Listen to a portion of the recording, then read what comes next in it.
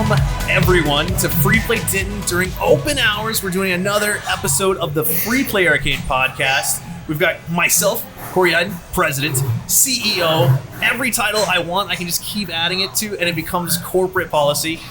Next to me, my wife, General Counsel of Free Play, Kelsie Hayden. And right over there, we've got Cody, the bar manager here at Free Play Denton, soon to be bar manager over at Free Play Fort Worth, which just recently on YouTube we had a nice little pre-open walkthrough go up, which is we're going to talk about in just a few minutes. But first, guys, if you really, really love this podcast or mildly like the words that are coming out of my mouth right now, make sure you hit that bell icon, subscribe wherever you are.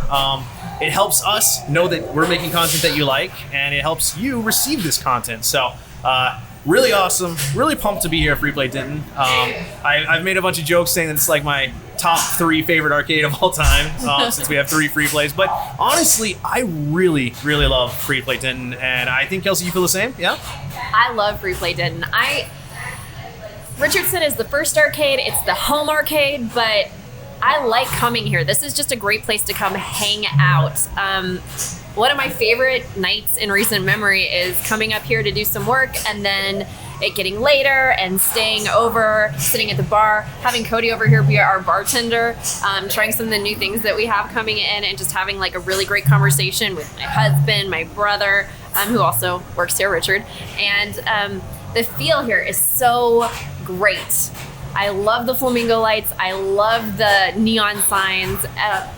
It's cozier than some of the other locations, and I really appreciate that. It's really good for hanging out. If I worked nearby, I would definitely knock off and stop by my way home. It really feels like a place to be comfortable and relaxed with the people you love. All right, so Cody, speaking of those neon signs, is it still as Instagrammed as it was when we first opened? Are people still taking all their photos? Because in the very back at Free Play Denton, we have a sign that says, "Heaven is a place on earth."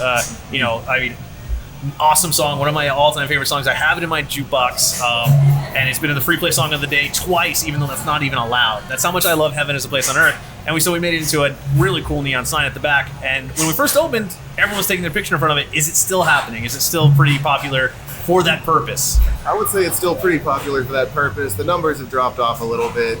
People are they know about it now? Yeah, there's 9 months of people taking their picture with it now. So we've got rid of 9 months worth of people. But people that are new, they're still coming in. They still love it. But the pink flamingo sign seems to be getting a lot more love lately. So this is what's really fun. And now I remember in the last podcast we did here at Free Play Denton, and it was after close. The last podcast, I made all these grand promises about how I was going to bring the greatest neon sign in the history of the world to Free Play Denton, and I was working on it right then. And you know what? It turns out I was telling the truth. Now we have the pink flamingo neon sign that I don't think anyone on the podcast with me, they just thought I was just talking about something, but it's here. And that is popping up. So originally when we opened, our Instagram was just Heaven is a Place on Earth like 500 times.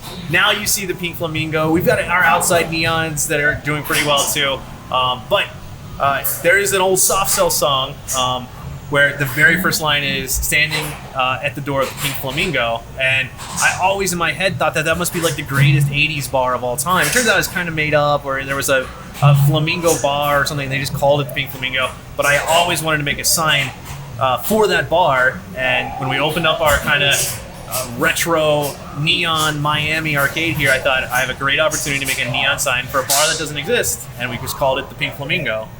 And now it's up and it's awesome and it's crushing. Now, if I remember correctly, when you ordered this sign, because it obviously was custom made for you, didn't the guy that made it, didn't he say, "This is the weirdest, most complicated sign I've ever had to make, but I love it"? Well, yeah, so I sent him the design, and you know, when you're designing for neon tubes, there's a lot of different things you have to keep in mind, but the design can be really rough at the same time. Like, you could really design a neon sign well with a Sharpie or something, because as long as you're not crossing over yourself, that is where the neon has to be. So it wasn't like, but conceptualizing on like the color changes and everything really hard. He got that and he said, "This is the size. I think it would have to be really bigger than I was originally asking for to be able to bend the neon that way." And I said, I didn't even go measure. I just said, okay, just do that. And it turned out it was about 2 inches too long for the mounting, but we made it work. James here built a little stand or something, and there it is, Pink Flamingo.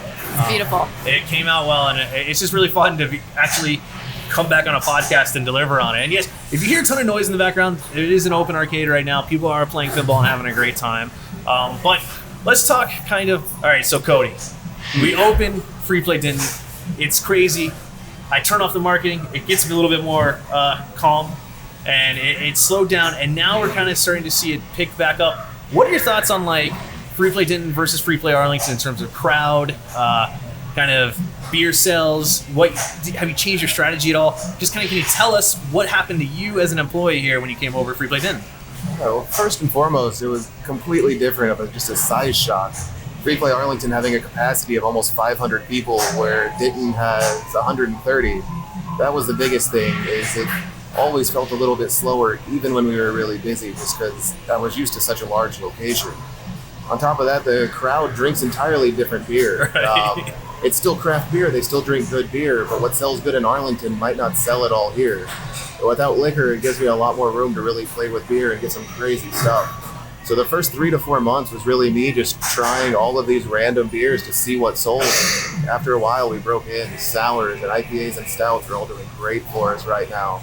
But sometimes the weirder the beer, the better it is out here. Yeah, and in Arlington, I know sours have always been kind of a tough sell for whatever reason. It's so hard for me. I love sours, and I go out to Arlington, and it's never. I mean, sorry, Arlington, I love you, but y'all got to drink more sours in drink Arlington. More sours, that's all. so I can drink sours when I'm out there. So, and I think we should probably go ahead and say just off the bat, just in case you haven't seen any of our content about Free Play Denton previously, or watched our past podcasts, or haven't been here. There are 52 draft lines here at Free Play Denton. It's a totally different experience than like Free Play Richardson with 4 draft lines and hundreds of package products, or Arlington with 8 draft lines at this point and 100 plus package products. Here it's 52 always rotating drafts. So Cody, did you have any experience in running this kind of system? Like, is there? Not at all, honestly. I did the ordering at Free Play Arlington for 6 to 9 months before I came out here, which gave me an idea of what I was supposed to do. But rotating 100 packages logistically is nothing similar to rotating 52 kegs. And there's so many more options you can get in kegs versus bottles. You can get a lot more cooler stuff, which has been really fun, trying some of the crazy and exciting beers people do. Right. So in the package world normally, right, or in the beer world, package products are normally the ones that are kind of proven sellers. It's when they invest in coming up with good labeling and everything to get them out to the world, to things like convenience stores, grocery stores, and packaged bars. But that's after it's kind of gone through its whole keg life. So here, you're dealing with, you've got all the options pretty much, but that probably makes it extra, more difficult, right? It makes it easier and more difficult at the same time. It's easy because there's 50 other beers I can fall back on. If you don't like something, there's 45 beers technically that you might enjoy on there.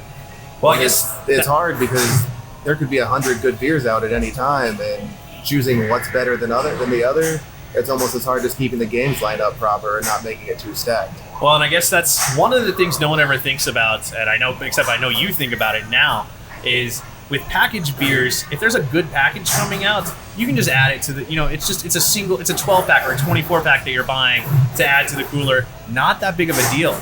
But if you have a draft line that's a stinker, that draft beer is going to sit there pretty much until you can sell it off, right? And so you have to start running specials and everything, and you can't put another one in its place. You're limited to your amount of drafts. And I think that's a really interesting consideration that probably, I didn't think about before we had this place. And it's hard because your average slim keg, the ones we get the most, they're about 40 pints per slim keg.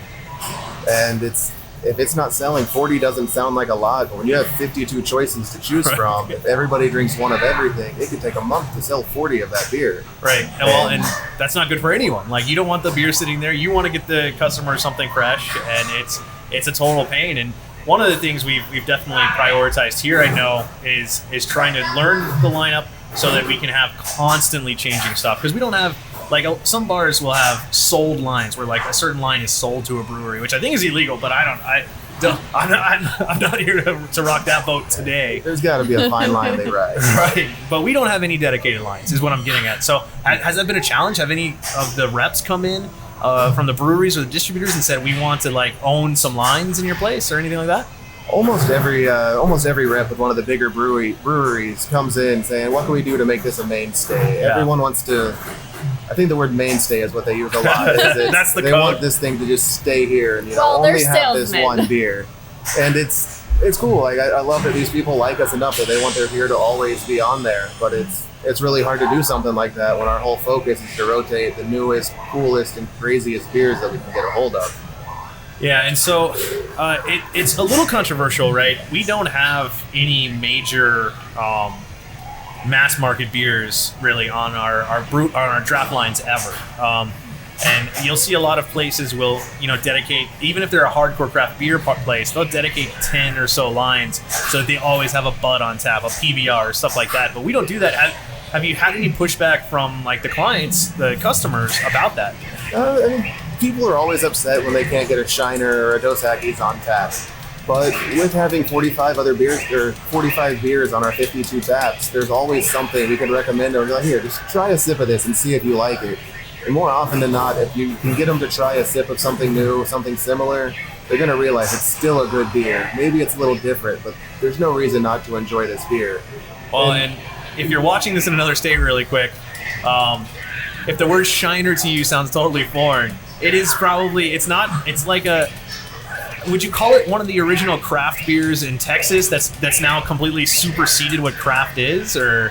I think that'd be the best way to describe it, as one of the early innovators of craft beer in Texas that became so big it's almost hard to consider it craft. Yeah. But for Texans, Shiner is as synonymous with Texas beer as Lone Star is, and that's the Texas beer. Yeah, so I just wanted to make sure, no matter where you're watching, because a lot of the people on YouTube aren't really from the area, so they might know what Dos Equis is, but Shiner is generally a Shiner Bock, the most popular beer from a brewery called Shiner here in Texas. And yeah, it's And when we were younger, you used to drink it as like the nice alternative to like a Bud or a Miller or something like that. You'd go a step further and have a Shiner, which was cooler. Oh, yeah. And now it's so mainstream; it's everywhere. It probably seems really silly now to think about it, but yeah, back when I was in college, I guess 12 years ago or so, right as I was turning 21, getting a Shiner made me feel far more refined than the people drinking Budweiser.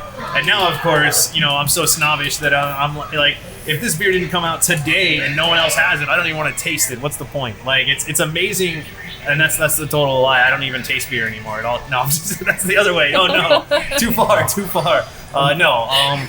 It's really interesting to see how craft beer has changed in the past just 10 years, but like 3 or 4 years has been crazy. Yeah, well, I mean, 2 years ago, if you asked for an IPA, you were going to get a bitter, resinous, and hoppy beer. Now, if you go out and ask for an IPA, the New England IPA is the style everybody's going for. It's almost like a wheat beer with hops and citrus, but it doesn't have the bitterness from the hops. So IPA is almost a completely different style than what it used to be. Yeah, no, it's changed so fast too, because like drinking IPAs used to be kind of like the mark of a craft beer drinker. Like 3 or 4 years ago, IPAs were so huge, and then very quickly the brewery started releasing your deeper, your richer beers. And then out of nowhere came this hazy New England IPA craze, which I think is probably for the better. They definitely taste better than some of those old IPAs I was drinking. And I'm not going to throw anyone under the bus, but I remember drinking some seriously like dank beers that was like the selling point was how dank it tasted. And you drink it and be like, wow, that is really dank. And like we were all doing that, like, but yes, this is good. It wasn't that good. And it's been so long since I've heard a dank beer, a beer described as dank, that I forgot that's a word that we used for it. Okay, so we're talking a lot about beer, but also we should probably make sure we say Free Play Denton has the greatest and widest selection of cider of any arcade that has ever existed, period, regardless of where the arcade is. So I wanted to go ahead and give a quick shout, because you have, 4 or 6 dedicated cider lines? We have 5 dedicated cider lines and roughly 30 bottles of cider at any time. And it could fluctuate up or down a couple, but the nice 30. thing about the packaged cider and being able to bring in the amount of cider you can, you actually have a lot of really kind of rare and good cider. And I don't think that gets talked about enough. Like, we love the big cider producers like Austin East Ciders. They've made a ton of really great cider and really helped mainstream cider, and they're kind of like the industry leader at that mainstream cider. But what's really cool is you've got, Finn River, multiple choices at any time. And I'm sure anyone who's listened to the podcast or come to Free Play knows that I'm a total fanboy for Finn River. Me too. I mean, you've got... I would easily argue they might be the greatest cidery in America. So good. What's really great is it's not that controversial to say that because they're so good. And it's certainly... perhaps if we lived in like Washington State or in the Pacific Northwest, that might be a little bit more controversial. But to say that here, where we are, I don't think it's that controversial. It's amazing stuff. It's so good. And I also have to say, I drink it all the time at all the locations, but here, it's on tap. And I normally kind of cringe when people make too much of a fuss about it's better on tap and stuff like that. You know, I don't care for being snobby about your beer or cider or wine or whatever, but it is so different, and so it is. I think it is better on tap. It's amazing in a bottle, but it's like a step above on tap. Well, yeah, I think that's almost normally like cidery or brewery specific, depending on how they manufacture their packaged products. But I've definitely noticed on Finn River in particular, the draft Finn River, because the first time I ever had Finn River on draft, because I never thought we'd be able to sell enough of it, was here when we finally had enough options. And when I first tasted it, like Finn River, the lavender blackcurrant was my favorite cider in the entire world at the time. And then I got a glass of it here out of a draft, and it was like life-changing. It was better than my favorite, and it was the same. It was still lavender blackcurrant cider, just being poured out of a keg, and it was so good. So, and I would like to mention that the amazing thing about Denton is you can come here, fill up a growler, and take it home and drink it in your home with your friends for your party, whatever. And so that's really special. Not something the other arcades offer. And come check it out. Like, I have picked up a growler on the way home and had a really adorable evening with my husband, and you could too. So, Cody, that's actually an interesting topic we should probably talk about. Like, we always knew we wouldn't sell a ton of growlers, and we haven't sold that many at all. Do you think that's because of the admission fee, because you have to pay $6 to come in and people don't really want to just come pick up a growler? Or do you think it's something like people going away from growlers generally? Because I've heard that too. I've heard people saying that maybe growlers are becoming kind of a passing fad. I think it could be a little bit of both. With so much more craft beer, there's not much of an emphasis of getting a half gallon of something and go showing it off to all of your friends because they can go get it at the store now. It's a lot harder to get a rare beer that's really cool to show off and do all of that anymore. Well, but also, most of the people that come in, they ask if they can do it without getting the bracelet, and we always tell them yes, of course, because they're just grabbing a growler, which is great. But I think an under-missed point is we can also do our bottles and cans to go. And I think that's a really big point that not a lot of people realize. And the Finn Rivers or all of these ciders, maybe you can only drink 2 on your trip here because you have to drive, but you could take 1 home and try it if you wanted. Yeah, and I don't think we've probably ever. Have you ever had a package sell to go? Not a growler pour, but a... Outside of me and staff, I don't believe so. Yeah, you know what? I'm trying to in my head right now craft the good marketing way to do it, because we do charge bar pricing, but there's super rare stuff here. Like, it wouldn't make sense for you to come pick up a Dos Equis here, but it would make a lot of sense to come get one of those rare Thistley Cross or the Finn River or we've got Cider Noir from Texas Keeper. It's one of the most insane ciders I've ever tried. 9% dark. It's like the sour cider. That's the one. That's the one that I liked that a lot. Cider. It's so good. Corey made fun of me because he he said it was kind of boozy. That's the booziest cider. But it is. It's I like like 9%. It's thick. It's sweet, but it's so good. Okay, so here's another topic that and what's kind of fun here in this podcast is, like, I've been so overbooked lately, and I haven't been out here very much. This is kind of, if you're watching this, kind of going to be like me catching up with Cody on our business live on a podcast. So we talked a lot because we don't have liquor at Denton. You can't have a liquor license and have to-go sales, and it's one of those weird nuances of the TABC, Texas Alcohol Beverage Commission rules that just, it's not possible. And we wanted to make sure we had those to-go sales because this was kind of how we were building out the place. So we don't have liquor. The question is, we always thought that like the beer alternatives or the kind of wine cocktail things would replace liquor. Have you found that to be true, or are those selling or not? They are selling. They're not selling as good as I would like them to, but they are selling. I wouldn't say it's the greatest replacement for liquor.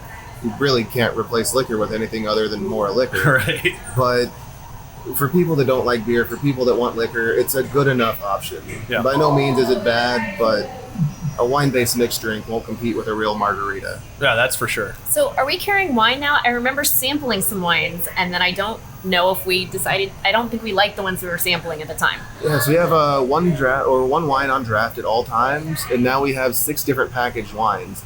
We have 2 from Copa di Vino, 2 from Nomakai, and 2 from Canned Oregon. Canned Oregon is one of the finest wines and single-serving things I've ever had. Yeah. They're a little more pricey, but on a 12-ounce double serving, it's ridiculously good. Okay, I'm going to have to try that. So yeah, and the draft wine that I've had here before was actually really excellent. I was shocked how good it was. It is St. Angeline's Reserve, so it's still a really nice, it's a known name, a higher quality wine without being a pretentious or snobby expensive wine. Well, yeah, so that's the hardest part that we've always had at Free Play is we know we can't really, we're not like going to be a wine bar, right? We want to make sure we have wine products, but wine gets so expensive so fast per serving that it becomes really quick where you're charging $10 to $15 per serving for what is ultimately like a mid-level wine. So I think wine's one of the hardest things to satisfy people with, and especially here where your wine numbers are going to be lower. So you either have like the draft wine, which I had, like what I was saying it was amazing, but also these single service packaged wines that have become popular lately. It's hard. Those either taste terrible or they taste acceptable. Are you saying so? What's your favorite of your packaged wine so we can recommend if people come to Free Play Denton, they can get that? Of the packaged wine, 100% the Canned Oregon. Yeah. I think the Copa di Vino and Nomakai are good. They're functional. They're good enough. They're good enough that a wine person will be able to enjoy them without having a bad time.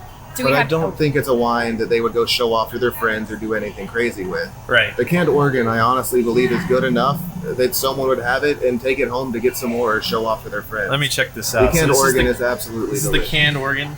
We've got the white bubbles right here and the white Pinot Gris. We will be getting more in soon. There was a delivery issue where we got the wrong case in. So we should be having a pink and a red from them very soon. And just, wow. So this is like 2.5 servings. This is a lot of wine here. Technically, it is a little over 2 servings. I believe a wine serving is 5 ounces, correct? So how much are we selling this for right now? $12 or $13. I need to double check the menu. I believe $13. Do y'all normally I guess it's based on request, but would you recommend getting like the 10-ounce glass and pouring like halfway and sharing like with 2 10-ounce glasses between people, or? Being a double serving, we always warn them that it's a double serving. Right. Sharing is better, but do we serve them in glasses? It's really up to the person. Want, yeah. If the person wants a glass, we will gladly give it to them. But if you'd rather drink it out of a can or don't really care, then it's up to your preference in the end. I'm just thinking of Corey's Aunt Gina. Hi, Aunt Gina. She loves to come, and I just can't imagine her drinking out of a can, so she would need a glass. So no, I'm glad we're available. gonna make sure she drinks out of a can.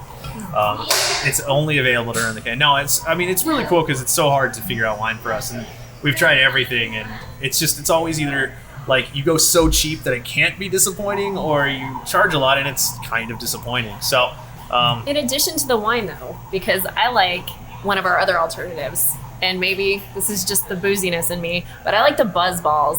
Yeah, so that was probably the best kind of package approximation of cocktails that are wine based. These buzz balls, I don't know where they came from, like state-wise. You just started hearing about them, yeah, right? And they show up in gas stations. They and had I a successful marketing campaign. We wanted to try them, and we drove to like several different gas stations to try to find them, and did not find them. So it was really exciting to find them here. So yeah, they blew up out of nowhere. It seemed like they were almost like an airline kind of wine or something like that, like a travel amenity. They look like an Cody, airline. grab that really quick. So yeah, we've got one here. So it's these little ball things, and they're like 17%. So if you're worried, they've got a kick. They do. Corey and I split one the other day. I found one in the back of our fridge, and And this is our, I think, Kelsey's favorite. That is yes, absolutely. It's probably the best. The Choco. It can't chiller, be good for Cocoa you, no, but it's I bet there's a trillion calories chocolate per serving. kind of coffee-esque, Yeah, plus like a bunch of alcohol. It's a take on a White Russian, essentially. Well, and it gets the job done. I don't even like White Russians, but it's like sweet and delicious. It's a chocolate milk mixed drink. Yeah, it is. With that, like, just pour some alcohol into your chocolate milk, and that's my jam. No, to me, that's an actual, like, legitimate replacement for a cocktail. Some of the other ones aren't as close, but to me, like, if I ordered that at a restaurant, they brought it to me over ice, I would probably not know the difference. That is better than cocktails I've had at restaurants fairly frequently. Yeah, actually. you're not going to be disappointed. So, I mean, we've had to think outside the box, I guess is what we're really getting at, to make sure that we're satisfying as many customers as possible while still kind of staying true to our, like, weird, quirky quality. Because to me, the Buzz Balls is kind of in the same category as, like, the Colt 45, which is also here. And we just, whenever I go into a gas station and I see a cheesy drink, I also want to see that in the arcade next to these ultra high-end craft beers. And that was actually, you've been getting a lot of notice on your far left cooler here. People keep taking photos of it, saying it's the most absurd thing they've ever seen. Like, if that was your only drink selection, it would probably still be an amazing drink selection, because you've got hyper premium beers, you've got glass bottled sodas, you've got Colt 45, you've got your single serving wines, you've got energy drinks, Surge, Balls. It's just like, and Yoo-Hoos and Duff energy drinks. It's random, basically. It's really impressive. And I would also like to say, I don't know if this is the case, but I kind of imagine it is. You walk in and our draft, like, we have 4 TVs with our draft list over at the entrance, and you have to make it all the way through to the other end of the bar to be looking at the packaged products. And I imagine a lot of people kind of like just, detour at the draft list and never even make it down here to see all of these amazing things. I do seem to remember a meeting I had recently. 100%. We've talked about this issue recently. Potentially moving them to the other side. It does happen, but I think the biggest part of that is we have 52 drafts right now, and really, it was 5-10 years ago the can technology got to where cans taste better than bottles and as good as kegs. Right. You don't get a metallic taste out of cans anymore because of the tiny plastic liner between the aluminum and the beer. And because of that, canned quality has gone up so much. But there is still this stigma that canned beer isn't good. And I understand it wasn't good for the longest time, but science is advanced, beer is advanced, and now a can is essentially a 12-ounce personal keg. Right. Well, and I think that's a little bit silly anyway, because if you've ever been somewhere and had a beer from an old draft line, I mean, ick, a bottle is so much better, even probably with the old technology and the aluminum taste. I think I'd rather have a fresher beer in a can than any beer from an old, maybe not properly cleaned tap line. Well, that makes me want to make sure I interject here. When we opened Free Play Denton, one of the things we did was invest in some of the highest technology draft cleaning line equipment available, because we knew one of the reasons we originally were doing so many packaged products was we knew that would taste how the brewer intended, but as you start overloading yourself with draft lines, it can be hard to keep up, especially for lower volume places. Fortunately, when we opened Free Play Denton, we knew we'd be high volume, we knew we'd be moving these beers, and we also knew that we could invest in the appropriate equipment to, maintain these beer lines. A high-end recirculator, custom, and this is people don't really like it when I say we have the best. We have the best. It's custom-built recirculation technology just for this location. It took us at least a month to get it figured out properly to make it we work were efficiently over 20 to 24 lines at a time on a circulation pump. Yeah, we were definitely blowing up some of our equipment trying to figure out how to keep the pressure right across that many lines with such a high-end recirculator. But we've got it, and what I really hate now is everyone says they have the cleanest lines, so it's starting to lose. It's not true. You can tell when you're drinking beer if it's... But yeah, come to Free Play Denton and have a true, fresh, exactly how it's supposed to taste beer. Well, and can we say that one of the benefits of having our rotation and our draft system is that every single time we change a beer, and in fact, when we change a keg, we clean the line. Places that keep replacing the keg with the same beer again and again, they're supposed to clean it, but do they? Maybe some places do, but I know for a fact that some places don't. Yeah, they may or may not, but just Monday I had a guy come in offering keg line cleaning services. I explained to him that we have our recirculation pump, we do all this stuff ourselves, and he seemed so surprised and shocked that we do all of this ourselves. He was just happy. He was like, "You were one of the best accounts I've ever seen. Like, no one does all of this." He's like, "Y'all clearly don't need me, but I wish you the best of luck." Yeah, and that's awesome. It's always terrifying when you talk to bars or restaurants that they rely on their distributors to clean their lines for them, which the distributors, they're true pros. The guys that come in and clean lines, they do a great job, but you never know how busy their schedule is going to be. You never know if it's going to sync up with when the restaurant actually needs their lines cleaned. So it's really, really terrifying anytime I hear that, because then you know some stuff is going without. The lines are not being cleaned enough. So the bottom line is, here at Free Play Denton, we take it more serious than anyone I've ever talked to or met. And you know, we get the benefit of, you know, this is the third arcade, and it's pretty busy, it's pretty popular, so we have the resources to dedicate to making sure we're the best. And it might sound a little crazy for us to go on this long about dirty draft lines or unclean draft lines, but once you've tried one that hasn't been cleaned for a couple weeks, and you know after that first sip or that first taste of beer that something is wrong, you really understand how big of a deal it could be. Yeah, it's awful. I bought my fiance a raspberry beer when we went on vacation in Galveston. It came out and it tasted like coffee and chocolate. There was no fruit. So you know it's a dirty line, and then you just wasted $6 on a beer, or you have to go complain to the bartender. And do you really want to buy another beer when your first one wasn't what it said it was? I went through 3 beers at a place in Plano semi-recently, and not one of them was like even adequate in terms of temperature and taste. Yeah, that was actually extra disappointing, because this place was a purported beer bar, and they gave us 3 warm pours in a row that were improperly carbonated, tasted stale, and just were terrible. And there was no apologies, really. They're like, that's just how it tastes. I didn't even want tastes. to complain, because I thought, what are they going to be able to bring me to make up for that? Like, the fact that I received those beers in that condition means that they're not doing what they're supposed to do, so how could you have any confidence that anything would be better if you know, Good old complaints. can of PBR. So there yeah, you go. That's the fallback. You run back to package, and you run back to the old standbys. Okay, so one of the reasons I've been talking about this for so long is I kind of wanted to avoid a topic. I need to address really quick, just for timeliness sakes. So Cody is going to be the bar manager at Fort Worth. Free Play Fort Worth is coming, and we just posted this YouTube video of us walking through the new Free Play Fort Worth location, just kind of showing where we're starting and everything.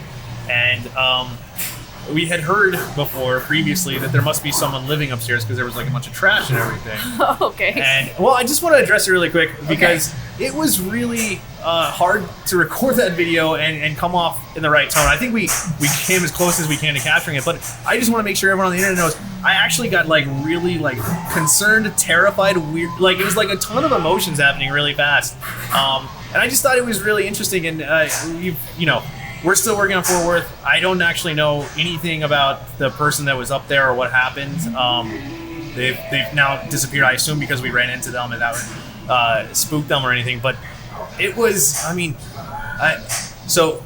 Cody probably doesn't know what I'm talking about. So I have no idea if Cody I knows. did see the video. I did see the video, so I'm slightly aware. So yeah, we'd been talking, and I thought everyone was kind of joking, and I was kind of like, I think we all thought that people had said that there was a homeless person hanging out in the bathroom upstairs, like not that day, but like on a previous visit and things like that. And we were all like, maybe we'll go find the homeless person, but nobody. And I didn't even realize until my brother came back down and told me that he was in fact there, that was a realistic possibility. I don't think anyone thought there was any chance that they were going to run into this gentleman, and we were wrong. Right. Whoops. Well, so to set the scene is, I had been like, you know, walking around being like, okay guys, yeah, sure, we'll go do that or whatever. And then we went upstairs, we didn't have the key and it was locked, and that didn't seem unusual because we'd never really opened it. We didn't have all of our keys together. Yeah, it should be locked. So we go find the key for the video walkthrough, and we finally, after a few tries, opened the door, and there's a naked homeless guy laying right there. And it was like the weirdest, like, all the signs were there that he was going to be there. There was clothes laying around outside. But I didn't see those till after. It was like all the pieces came together after. And yeah, we stumbled on this guy, and I was just like, if maybe one day we'll publish the original cut of that video, because to me it's one of the most like interesting things ever. I'm starting out kind of like lackadaisical about the whole situation, and it's like a truck hit me when it came true. It was interesting. It was just, gosh, I felt terrible is the truth. That like I hadn't taken it seriously enough at first, and then I didn't like know how to respond at all. So I just wanted to make sure I addressed it sometime, because we definitely had to, you know, we recorded a ton of footage, we cut it down. You can kind of watch what happened on the YouTube video, but it was bizarre, scary, and I always feel like, and nowadays that I'm on the internet a little bit more, I'm constantly terrified that everyone hates me, right? So like I was just like, now everyone's really gonna hate me. And I think the response hasn't been like that, but it was still just, it was not a fun experience, and for anyone involved, and I just felt really bad about it, and I probably will for a long, long time. So I just wanted to make sure I addressed it on a podcast one time. And now we can get back to talking about Free Play Denton. A little segue, I know, kind of awkward, but let's go back to Free Play Denton. We can talk about the homeless guy that was. No, I'm just kidding. So I'll talk about the package product for a little bit. One of my favorite things about the package product is having so many drafts. You can really just mess around and almost buy anything and get away with it. So it's been fun. I've been able to buy 30 different ciders to throw in. I think there's 22 different sodas, 8 different energy drinks. We've got 9 premiums with Colt 45 hidden in the middle of there. There's wines, hard sodas, hard ciders. There's just a little bit of everything. There's so much variety in there that people just really lose their mind over that. You can get a Yoo-Hoo, a premium beer, and a wine out of the same fridge. So one of the things, though, I think, right, that you have to be aware of on these packaged products is the shelf stability of them, right? Because you're moving so much out of the draft system, and because you have the 52, and I think I know the answer to this. We've kind of there have been beers that we've had to throw away, right, because they weren't sold fast enough, and we're very serious about never selling like a stale beer or anything. So I assume that that's played a part in adjusting your strategy as we've gone on. Yeah, 100%. IPAs are one of our top sellers in draft. And sometimes there's these really cool IPAs that come out that I can't get on draft, but I can get in the can. And I made the mistake of buying 3 of them at the same time, not really putting 2 and 2 together, that an IPA has a 3-month shelf life at most. And after that, if people aren't buying it, it's really hard to push those and get them out. So we've had our handful of IPAs go bad in there. But through learning and going through those lessons, I've realized ciders, wines, stouts, all these other beers that don't have as much shelf, that are way more stable on a shelf in the long term, we can go in there and have a lot more fun with. And that's why we're seeing more wines show up, more sodas show up, more ciders. Well, and there's nothing better, and this is just a total owner-operator talking, there's nothing better than a really good stout that gets better as it sits on your shelf. Oh, 100%. We've got 1 can of AleSmith Speedway stout from last year that just aged beautifully. Well, and that's kind of how it's supposed to go, but it's just really nice when it works. So, really quick though, let's talk, just to segue back to Free Play Fort Worth. You're going to be the bar manager there. You've seen the site. How many drafts do you think we should have at Free Play Fort Worth? Just put you on the spot. Ideally, I think 52, so I can continue to be at the best beer bar that Free Play has to offer. But realistically, I think 16 to 24 would be ideal. I think the upstairs patio bar should have 8 to 12 at most, and have that be entirely separate from what is downstairs. And I would say 16 to 24 would be ideal. That gets us a little bit to have maybe 2 of every style and some room to play with without not having a little bit of everything. But at the same time, if we're doing 100 package products, it's hard to put too many drafts on because drafts will overtake the package sales. Well, and yeah, even that at stigma 16, is just still there. Even at 16, it's still twice as big as Free Play Arlington, which we know that Free Play Arlington sells more draft than package already. So it's been kind of an interesting lesson because at Free Play Richardson, where we have the 4 drafts, those drafts move great, but the package products fly off. And there's lots of reasons for that, the presentation and everything. But I think the main reason is just the 4 drafts are only 4 drafts, and then you have all that other selection. Whereas as you start having more draft selection, people are less and less inclined to get to that package list. So we'll probably, I guess, maybe run like a slightly more package than we have here, slightly fewer draft lines, but it's probably going to be like somewhere in between, like the third in terms of draft heavy / package numbers. I would guess. The upstairs patio bar is going to be really interesting because we were actually up there the other day recording something, and all of the lines, it's like a chilled line up there, so which is good. It was a good sign. The lines were still chilled, and they were, had condensation and everything on them. One of the interesting things that I've talked to about people in Fort Worth is, more than any other place, I've had people tell me we have to have big domestic on draft or else we won't survive Fort Worth.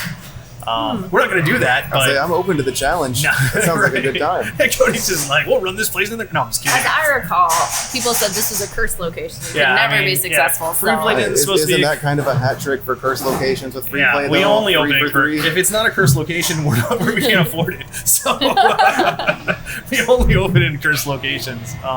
No. We prefer to say that we specialize in revitalizing event spaces other people can make work. Yeah, I mean the real thing is we specialize, in places that people have tried to make work and got close but didn't quite get over the hump, and are getting over the hump is one of the greatest selections of all original arcade games ever, which we know will get people out of their houses, coming out to us, and then we can win them over with all of our other amazing products once we have them there with those arcade games. So. And there's plenty of podcasts where I say don't open arcades, so I'm not actually trying to encourage a bunch of bars to get arcade games. I'm just saying hard work, you guys. That's kind of how we make these kind of places succeed. So yeah, free play Fort Worth. That's going to be a challenge. I mean, it's going to be a huge challenge for you. Upstairs bar, downstairs bar, staffing required at both. Are you terrified? A kitchen? This is going to be nuts. I'm nervous and excited. I went from the largest free play to the smallest free play to what is gonna, really the biggest again. Maybe a little less like floor space, but Interior the most floor square footage space. overall. Yeah, it's definitely going to be the most unique in terms of, with that upstairs rooftop deck, with the patio outside. It's like a sprawling estate that has all these different things going on, and I'm really interested to see how we make it all work. Which I'm really happy. Of course, we have a bunch of arcade games coming, so that we know we can make work. We know we can figure out the beer and the food.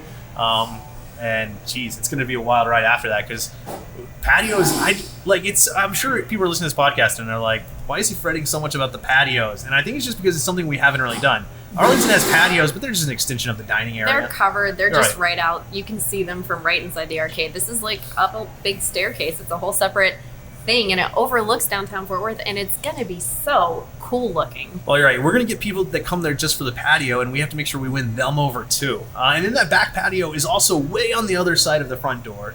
It's totally separate, and we have to somehow make sure that is, we're paying enough attention to that to make sure it's an awesome, awesome patio experience, and, actually keep it clean, nice, all of I that. think we're gonna get there. I have to say that the pre-existing landscaping and the development is amazing. Yeah, and so I think with a little bit of sprucing up, it's gonna be just a delightful place to hang out. So that's an interesting point. So our free play locations have kind of also run an evolution of free play Richardson is in a rundown shopping center with the worst parking lot that's ever happened in an old dry cleaner. So that was where we an argument for worst parking lot ever. But I'm not gonna do that here. that was where we started. But I still, I love it a ton, and I think that it's perfect exactly how it is. And then we got to downtown Arlington, which at the time was kind of a struggling. They were trying to do some sort of urban development in Arlington, but they were generally failing. Very early stages of upcoming and development. Right, so we got there, and no one thought ooh, they're going into a hot spot, right? They were just like, okay, they're in downtown Arlington. We'll see if it works. And then it did, and now downtown Arlington is coming along, so we got it on the ground floor there. That's beautiful. Here in Denton, it's a totally different location because we're not right on the square. We're off the square, and we're off the square towards a way that we're between UNC and the square, but we're not necessarily next to all the other bars. We're toward the residential area, and a lot of people were like, "That's a really cool spot," but it's not in an up and coming. It's not like a hot spot. Fort Worth's totally different. Everyone thinks assumes that that's a hot spot. That is where a bunch of people are going to go. So there's a different level of pressure, I think, and a different level of expectations that. That's the first time, though it's a event venue that's failed twice or three times, and that has gone through different incarnations, owners, and everything. That is a space that everyone assumes should succeed, and so to me, that stresses me out even more. I think it will succeed. I think we've got a great model and a great business, but I think it's a really cool area. Yeah, well, and that's the nice thing. Cody's gonna actually love to hear this. So we're at Free Play Fort Worth the other day, and parking right next to the building is hard. So you're in it's like the equivalent of a hybrid of Dallas Uptown and Dallas Deep Ellum. It's kind of right in between those two. but there's a ton of like offices nearby, and we keep going through the neighborhood parking, and we see that it's kind of full just during the day, and we couldn't figure it out, and we were starting to really panic about parking. And then we have our own little lot that is a little lot that's shared with Conde Rosso. I think that's how you pronounce it. I've always said Cane Rosso, and I'm sure I'm wrong. I watched a YouTube video and they said like Cane Rosso. Well, and if you watch my YouTube video, I call it Kanye Rosso. So I do recall that. So we've got them all on YouTube, and now people One has to be right. right. So and then Brood, which is just a nice little awesome coffee shop. Surprising. I mean, I think they do. Do they do beer there too? Yeah. So they I think their concept was high-end coffee, high-end beer. And then I think they still do a decent amount of beer, but I think that turns out that most of the places that do that just end up being coffee shops. But it's a beautiful coffee shop. It's awesome. It's really cute. It's kind of like I don't even know how to describe it. It made me think Corey's mom, who is like super stylish and cool and funky and stuff like that. This place has like these old antique funky couches and stuff like that, and all sorts of really cool coffee. Like there's a back room that's got like a cool vintage table and some couches and chairs, and I mean it's very mishmash in terms of decor, but it's kind of like walking into the coolest vintage coffee shop that you've ever seen in your life. I loved it, and I'm so excited. I mean, Denton actually also has a really good coffee shop really close, but it closes at 2 p.m. and it's a tragedy. That's always hard. So Brood is open, I think, normal hours. Right, I think they're open I'm a little really excited about that. So it's also catty corner for my personal favorite taco joint. They have Yucatan Taco Stand just right across the road. Yeah. They're like a hipster Fuzzies that's also a margarita bar or a tequila bar. Their house margarita is the best margarita I've ever had outside of high-end homemade. Just straight margarita. Until you make the best. You're in charge of this bar. You got to compete with them now. I'm saying until I make a margarita to hopefully be better than that.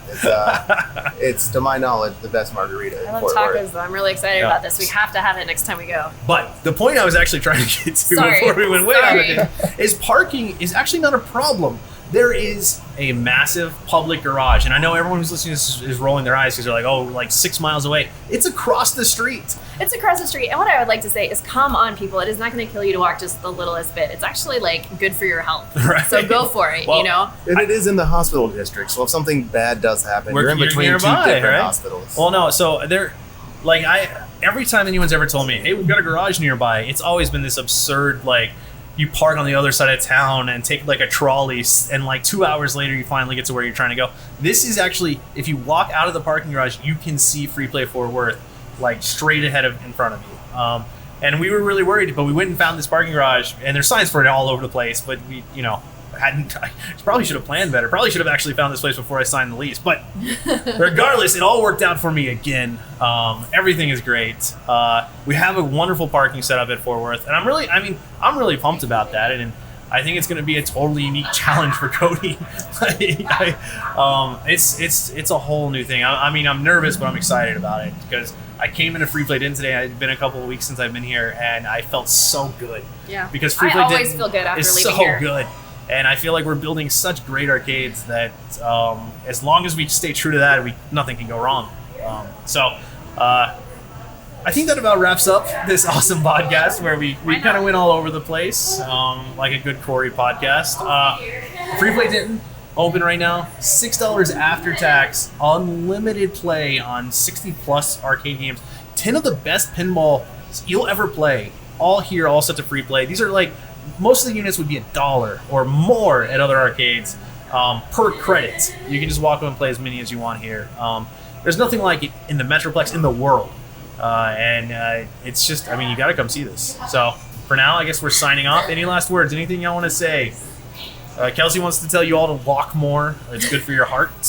No, just come hang out with us. For your belly. Cody's going to say drink more. New. It's good for your blood pressure. And even if you don't like alcohol, that's not your thing. There's amazing, like, Hank's root beer will melt your face off with its awesomeness. There's something for everyone. You know what? I'm going to not end it quite yet because I want to make sure I say we're all ages until 9 p.m. And that's one of the things. People think it's like the hardest bar ever. We also have one of the best craft soda programs in the world right here at Free Play Denton. So parents can bring a kid before 9, get themselves a beer, get their kid a top quality craft soda, and glass bottle craft well, soda. and let Have a me great say, to time. your parents, we have small children, and our kids come to these places come at 3 p.m. when we open during the week. You will have like lots of space. You'll be able to share these amazing games with your kids, and it's so exciting. And these games, they don't make games like this anymore. They are challenging, and they will help build your kid's character. Because guess what? They're not going to win right away. They will beat them into submission until it's hard. You have to work at it. But when they really achieve something, oh my gosh, it's amazing. So like, share that with your kids. Have an amazing family moment. Like, get out here. You've got to do it. It's just like the thing that you should be doing with your life. So that is it. We're signing off from Free Play Denton. One more episode that was totally awkward of the Free Play Arcade podcast. Thanks, guys. Thanks. Thank you.